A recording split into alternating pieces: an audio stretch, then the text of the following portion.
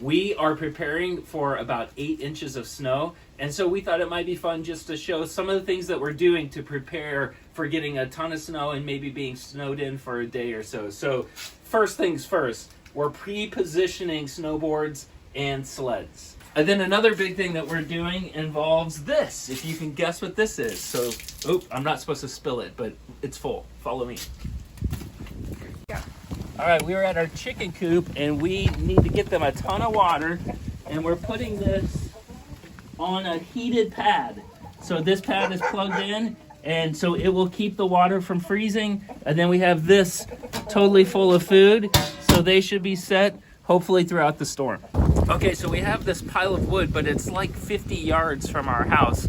And so one of the things that we do before like a snowstorm is we take a bunch of this wood and put it in the garage so we can kind of stay inside. So we'll show you how we stack that. Okay, so here in the garage is where we stack this wood, which is basically probably about 4 days worth of wood if it's really cold outside. So it's nice that we can just move in. And what's also nice is that there's some fun things to look at as you're getting wood, which here we have 10 puppies. Once the snow really starts falling and piling up, for the birds, a lot of their food sources gets covered in snow, and so our feeders become very, very attractive to them. So we've got a couple feeders that are full of kind of a mix of corn and sunflowers and a bunch of seed, and then suet too. You'd be surprised how much the suet we go through, like woodpeckers and stuff like that. Okay, this is our primary sledding hill, and I've been sledding on this hill for over 35 years, which is crazy.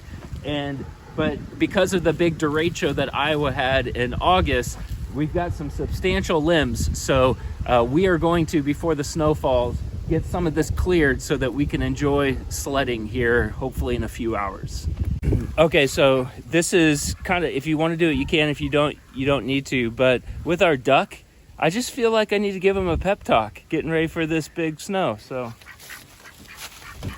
all right, Duckless. Stretch your legs, man. Stretch your wings. Hey, I just want to let you know, snow is coming, and you might get lost in the snow since you're totally white. Just follow your beak, man. It'll stand out, okay? All right, enjoy the snow. You can do it. You got this, man. Then another big thing is, for some, this is a familiar thing, but this is actually a tow rope. So you put this around the hitch on the back of the car, and we just find in the area, we have the highway about a mile from here, and cars can go in the ditch and everything. So after a big snowfall, I always like to make sure this is in my truck, just in case we come across somebody who needs to be pulled out of the ditch. This is kind of the last really key thing to have in place, and that is because this is a diesel, you'd either have to plug it in to keep the fuel from freezing or have it in a warmer garage.